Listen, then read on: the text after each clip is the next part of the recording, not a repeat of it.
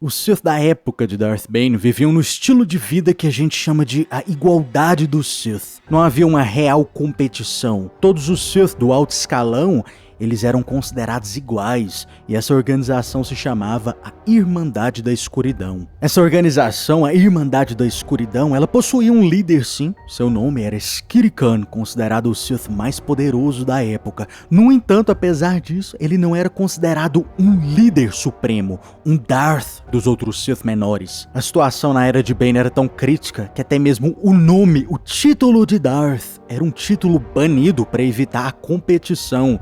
Todos os Sith eram simplesmente conhecidos como Lordes Sombrios. Eu acho que só através disso você já consegue sentir a fraqueza que existia naquela época. E se você sentiu isso, ainda mais o Darth Bane. E foi exatamente isso que estimulou as suas pesquisas, as suas buscas, as suas análises. Bane rapidamente percebeu que ele aprendia muito mais com os antigos manuscritos e holocrons, livros e os textos antigos dos antigos Sith do que ele aprendia com seus próprios mestres da sua época. E foi exatamente assim que Darth Bane simplesmente saiu através da galáxia, procurando antigos artefatos dos Sith, ensinamentos dos antigos Sith, contra as ordens diretas dos seus mestres na tão conhecida e sagrada Academia dos Sith da Irmandade da Escuridão lá em Korban. Darth Bane, como seu primeiro passo, ele visitou o Vale dos Lordes Sombrios lá de Korban. Ele entrou, investigou e analisou todas as tumbas dos antigos Sith lá em Korban, e infelizmente, como seus mestres da Academia de Korban haviam dito, não tinha absolutamente nada nas tumbas, elas já haviam sido saqueadas há séculos. Só que a busca do Darth Bane absolutamente não acabou aqui. Ele decidiu então visitar o antigo planeta dos Hakata, o planeta natal, o planeta que originou a espécie Hakata, o planeta chamado Lihon. Quando Bane chegou no planeta, imediatamente ele sentiu que o planeta era diferente de Korban. Lá em Lihon ele conseguia realmente sentir o lado sombrio no ar, era intoxicante, era venenoso.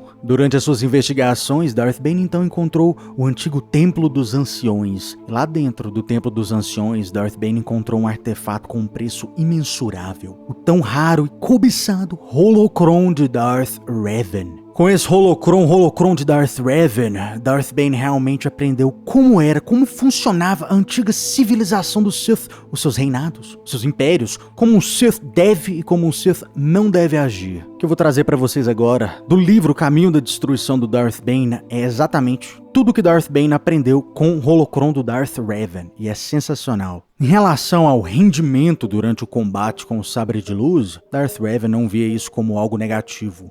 A honra é o prêmio dos tolos, Revan dizia. Não existe utilidade na glória para alguém que está morto. Ou seja, se for necessário se render para poder lutar mais um dia, não existe vergonha nenhuma em fazer isso. A glória e morrer de forma honrosa durante o combate é uma coisa muito mais Jedi do que Sith, por incrível que pareça. Analisando isso, Darth Bane percebeu que lutar até a morte era uma coisa para os tolos. O próximo ensinamento de Revan foi em relação ao título de Darth. Revan dizia que o título de Darth ele constituía muito mais que somente um símbolo de poder. Ele era uma alegação de superioridade. Era usado pelos Lordes Sombrios antigos que tinham procurado forçar a sua vontade sobre os outros mestres. Era um desafio, era um aviso. Curve-se ou você será destruído. Analisando isso, Darth Bane percebeu a real importância do título de Darth. É o que fortifica os Sith, é o que traz a competição natural que deve existir entre os Sith, onde o mais fraco morre e o mais forte sobrevive. Em relação à filosofia dos Sith, Darth Revan ensinou o seguinte para Bane: os que usam o lado sombrio são obrigados a servi-lo. Entender isso é entender a filosofia subjacente aos Sith. O lado sombrio oferece poder somente pelo poder, mas você deve desejá-lo, cobiçá-lo, deve procurar poder acima de tudo mais, sem reserva e sem hesitação. A força vai mudá-lo, vai transformá-lo. Alguns têm medo dessa mudança. Os ensinamentos dos Jedi se focam em enfrentar e controlar essa transformação. É por isso que aqueles que servem à luz são limitados no que eles podem realizar. O verdadeiro poder só vem para aqueles que abraçam essa transformação. Não pode haver consenso.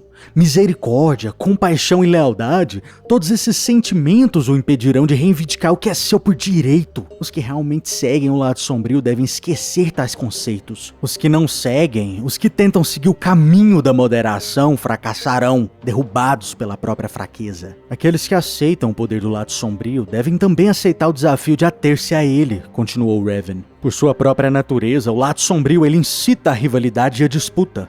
Essa é a maior força do Sith. Ele expulsa os fracos da nossa ordem. Entretanto, tal rivalidade também pode ser a sua maior fraqueza. Os fortes devem ser cautelosos, senão serão assolados pelas ambições dos inferiores trabalhando em conjunto. Qualquer mestre que instrui mais de um aprendiz no caminho do lado sombrio é um tolo. Com o tempo, os aprendizes unirão as suas forças e derrubarão o mestre. É inevitável, axiomático. É por isso que cada mestre deve ter apenas um aprendiz. Escutando toda essa sabedoria, Darth Bane rapidamente conseguiu perceber e entender. Se existirem vários Sith ao mesmo tempo, existe um grande risco aí dos aprendizes inferiores, pessoas com poder menor do que o mestre, de juntarem o seu poder e então derrubar um mestre superior. Isso é extremamente perigoso, porque o que isso pode causar é uma diluição do poder do lado sombrio, onde pessoas mais fracas derrotam a pessoa mais forte. Devido a isso, um mestre do Sith deve ter apenas um aprendiz. Essa daí é a raiz da regra de 2. Continuando sobre esse mesmo ensinamento, Revan o ensinou ainda mais. O batalhar constante do Sith desde o início da história registrada serviu um propósito importante, dizia Revan. Manter o poder do lado sombrio concentrado em poucos indivíduos poderosos. O poder do lado sombrio não pode ser disperso entre as massas.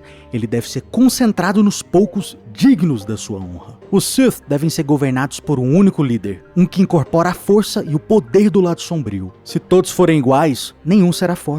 Entretanto, qualquer um que se ergue das fileiras inchadas e infladas do Sith para reivindicar o manto do Lorde Sombrio, não conseguirá nunca mantê-lo. Com o tempo, os aprendizes unirão suas forças e derrubarão seu mestre. É inevitável. Juntos, os fracos dominariam os fortes, numa perversão absurda da ordem natural. Se o líder se torna fraco, outro deve se erguer para tomar o manto. Analisando esse último ensinamento, foi onde Darth Bane realmente chegou à conclusão que a regra correta que os Sith deveriam seguir é ter apenas um mestre e apenas um aprendiz. Qualquer outra pessoa adicional aí nessa regra que ele ia criar, essa pessoa não deveria nem ser ensinada nos caminhos do Sith. Uma coisa é ser um Jedi sombrio, uma pessoa caída para o lado sombrio, algo do tipo.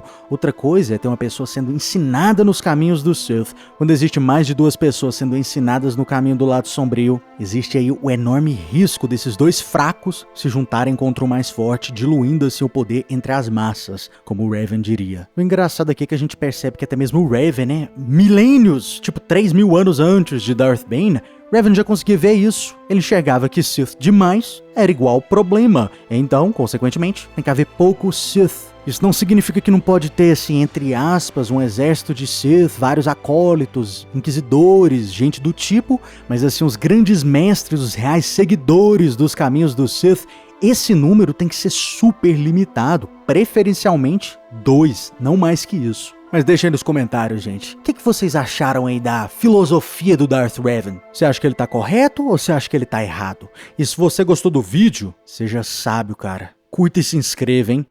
Caso contrário... Você está no conselho, mas não o consagramos mestre Jedi.